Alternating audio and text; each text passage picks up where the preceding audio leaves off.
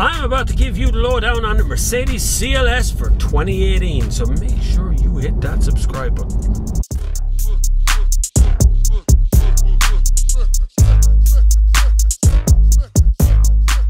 So welcome to the 2018 Mercedes CLS.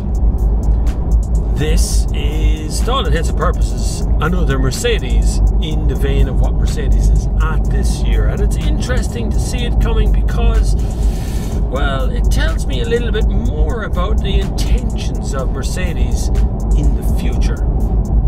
How do I mean that now? Well, if you look at the E-Class and the C-Class and, you know, the launches they've had between those, but particularly E and C, because that's where the money used to be. Money's moved a little bit into kind of small soft roaders and off-roaders and so on, but this kind of unique car in among those, this kind of unusual one that the CLS used to be, wasn't there for a long time. It didn't look unique. Now it looks unique again. The good part of this is, in change of the Audi A7 for instance, right? So the Audi A7 front to front looks like the A6. Also looks a bit like the A8, depending on which angle you look at it from. You look at the front of this, and you can clearly see there's a difference between this and an E-Class. And that's a good thing. There's also a difference between this and the C-Class and so on. You know, it looks different in the group, particularly from the back. I'm not so keen on the looks from the rear, but the front is outstanding. And the shape of the side and stuff, really very pretty Mercedes. Well done. Interior fit and finish, 100% brilliant. Looks gorgeous. Actually, it's kind of practical too. There's plenty of cubby holes, and there's a cubby hole in the middle here with a phone. Everything is in where it should be. A good sized door bins. I have these vents that light up blue at night, and they're lit up blue the whole time, but they're lit up blue at night time as well. I have the digital dash in this one right across the middle. It's all outstanding. You do feel special in this car. You do feel like you're driving something special. Okay, so this being the CLS Coupe, of course, this is a 300D it's called, but that's not the size of the engine anymore. This is actually more like a 2 litre. It's 195 or 195 something.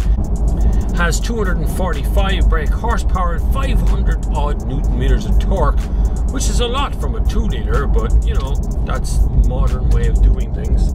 That engine is smooth beyond belief. It's also an incredibly quiet cabin, as you might hear right now.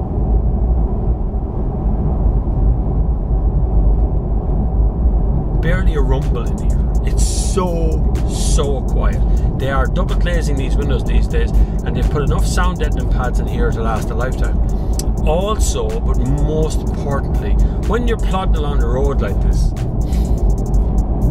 you just don't notice speed or power, or it just wafts, poodles, whatever way you want to put it. It does that, and does it really well, disconnecting you from the whole world.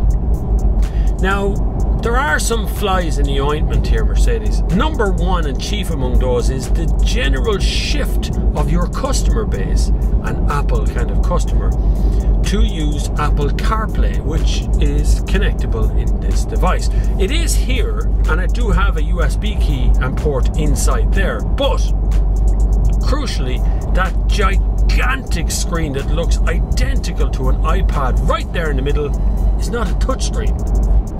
I have to twiddle this knob thing for it to work. And I love knobs. I'm okay with that. I'm okay with having a knob there. But Apple CarPlay is designed 100% of the time with touchscreen in mind. Apple invented it. The Apple iPhone invented touchscreen stuff, man. So that is useless to me. Now, the Mercedes system itself is fine. That works perfectly because that is designed for that wheel. It's designed to do it. Now, unfortunately couldn't test Mercedes Me or something it's called.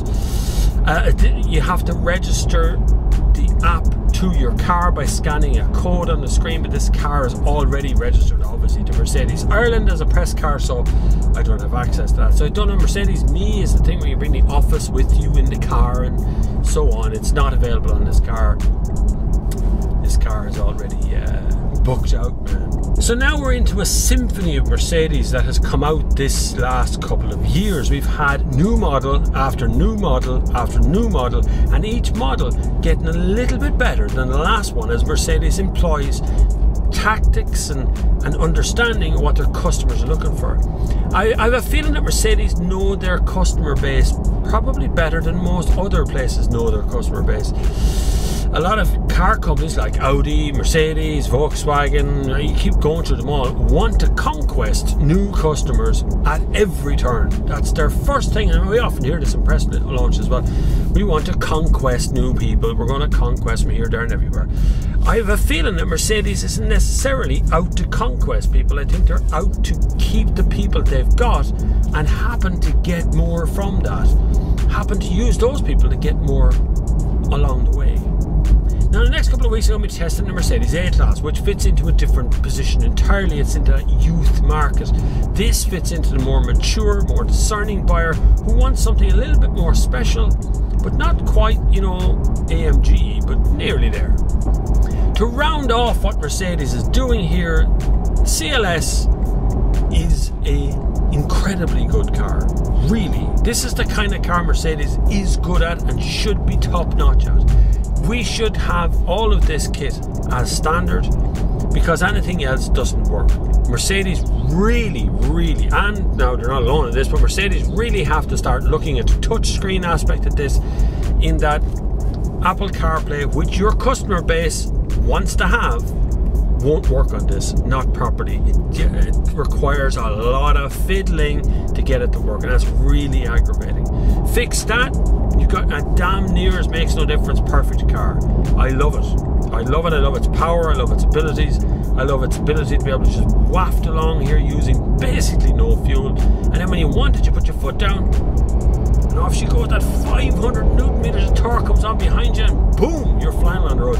Even the G meter says so. I put 138 newton meters of torque there. Now, come up from that. Thank you muchly for watching this video to the end. You're still here. Congratulations. You are the hardened few. You are the Midlands Massive. I absolutely love you. Well done.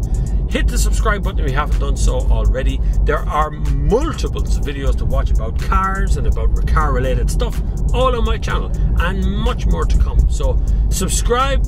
Perhaps you check out some of the links down below to support this channel's freedom. The ability to be able to test these cars without having to question anybody is always useful.